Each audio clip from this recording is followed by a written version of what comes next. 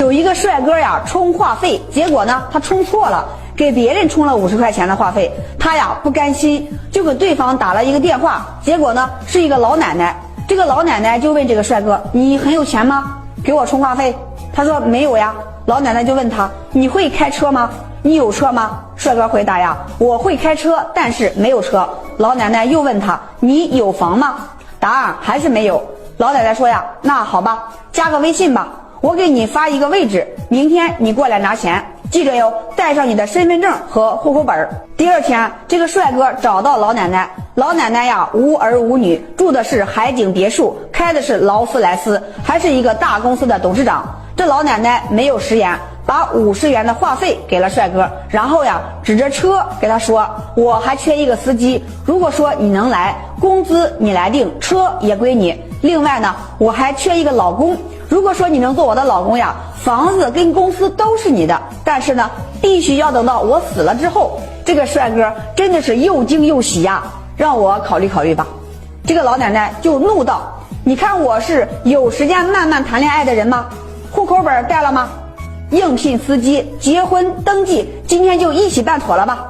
帅哥苦苦等了15年，老奶奶也风光无限的过了15年，等到80岁时挂了。此时呀，这个帅哥已经40岁了，然后呢娶了一个比他小20岁、貌美如花的妻子。这妻子呀就很惊喜地问到他：“你这么年轻就有上亿的家产、豪华的别墅还有豪车，你是怎么奋斗的呀？”这个帅哥呀淡淡地答道：“充话费送的。”说，你肚子里的孩子到底是谁的？当然是你的，你竟然怀疑我！哼，昨天我爸到医院做检查，医生说我们家族有遗传性的不孕不育。有人生下来已经很疼了，你就不要在乎孩子是谁的了，好吗？还有，你应该回家先问问你爸，你是哪来的？你是哪来的？哎呦我的妈！男人会碰自己不爱的女人吗？答案呢是不会的。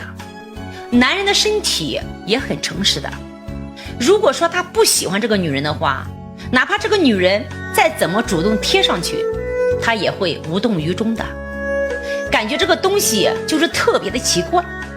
那相反呢，男人在面对自己喜欢的女人的时候呀，就会忍不住的想要去亲一亲、摸一摸、抱一抱她，闻她身上的味道都感觉是香的，那恨不得一天24个小时啊都给她腻歪在一起。如果说你遇到了这样的男人，请你一定要好好的珍惜他。游泳怀孕了，那么她的爸爸是谁呢？似乎呀每隔几年呀就会在网上有报道说某个女孩子呀因为在泳池游泳然后怀孕了。前几天呢就一个朋友说她有个侄女啊，她没有男朋友，但是呢她却怀孕了，她说是在游泳的时候怀上的。有没有这种可能性呢？精子呀刚出来的时候呢是一个不异化的一个状态，考虑到游泳池的一个循环系统哈，精子呢是很难达到女性的身体内的，即使是孕期爆棚哈，漂洋过海也要经过层层筛选的。由于游泳池的大小和精子的量哈，那么基本上是可以判定不会有类似情况的发生的。一个女人正不正经，看她这几样东西你就知道了。第一，男闺蜜特别多的女人；第二，经常浓妆艳抹的女人；第三，经常跟别的男人出去吃饭唱歌。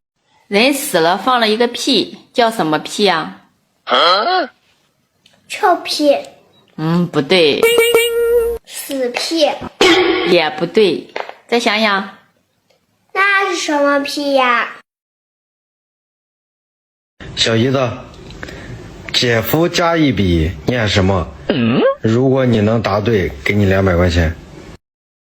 就在刚刚发生的是，重庆一女子在地里剥玉米，正在剥玉米的时候，突然背后来了一个男人，一把将她抱住。女人吓了一跳，原来是村主任。女人说：“主任，你要干什么？”女人拼命的挣扎，拼命的呼叫，可是附近没有一个人能听见，于是被主任给欺负了。女人受到惊吓，哭着回到了家，到家对老公说：“被主任欺负了，可是老公生性懦弱，胆小怕事，一是不敢惹主任，二是怕这事传出去脸上不好看，所以打算忍气吞声。这时候小叔子在外面回来了，听说此事，气得火冒三丈，说这也太欺负人了，我要找他算账去。说完就冲出去找主任理论，想帮嫂子出口气，于是就发生了激烈的争吵。情急之下，小叔子拿出藏在腰里的水果刀，直接捅向主任的胸口，捅了好几刀，主任当场死亡。小叔子随后被警察带走了，临走的时候说，我哥我嫂子救过我的命，我就算把牢做到底，我也不会让任何人欺负我嫂子，不许任何人毁了我哥的幸福。家人们，你们支持小叔子的做法吗？我都发了3遍了，难道小叔子不应该这样做吗？你知道女人和男人去什么地方约会最好吗？今天啊，我就偷偷的给兄弟们支上一招。我可是冒着被女人们喷的危险跟你们说的啊，你们可千万不要到外面去乱说。看到的话呢，你就偷偷的收藏起来就好了。你说我冒着这么大的风险跟你们说，你们是不是应该给我点个小红心或者小加号支持一下呢？还有一定要记得实操啊，听完的话呢你就知道了。如果说你正在处对象，可能会受益匪浅，不信的话你就试试。我告诉你啊，以后约会呢，你不要带他去什么电影院了，那里面的东西真的是太贵了。那去哪里呢？就去游泳馆。你看哈，第一，那里面的东西可便宜了，而且呢还会让对方觉得你跟别人不一样，约会的地方都很特别，很有新鲜感。第二个呢，就是你可能要借助这个机会看清楚这个女孩子的身材，尤其是她穿了什么样的瘦身衣。你说去游泳馆，这瘦身衣它肯定是要脱下来的，脱瘦身衣的时候啊，你可就要做好心理准备了，不然怕你的心脏啊受不了。第3点就是，无论她脸上涂了多么厚的化妆品都是没有用的，等到时候啊她从水面里钻出来的时候啊，那就是纯素颜了，这脸上的麻子啊磕啊啥的都能让你看得清清楚楚。这第4个呢，就是最重要的，就是在游泳馆里面约会的时候啊，如果说她不会游泳，你可以趁这个机会呢把她游泳给教会了，省得你们结婚以后啊，她还得问你一个特别无聊的问题，哎呀老公，我和你妈妈掉水里面，你先救谁呢？哎，嫂子啊，张寡妇她大姨妈没了，你水里去不？啥时候事儿？不知道。刚那会儿跟我说的，神神秘秘的，让我晚点去她家。他说那个大姨妈不是那个大姨妈，她不就一个大姨妈吗？他说那个大姨妈是例假。例假又是哪个村的？我也不认识啊。月经没了。你早说呀，早说我不就明白了吗？大姨妈、例假、月经、解撒嘛，都没了。都怨你找不着媳妇儿，你赶紧随礼去吧。哎，嫂子，那死撒随30少不？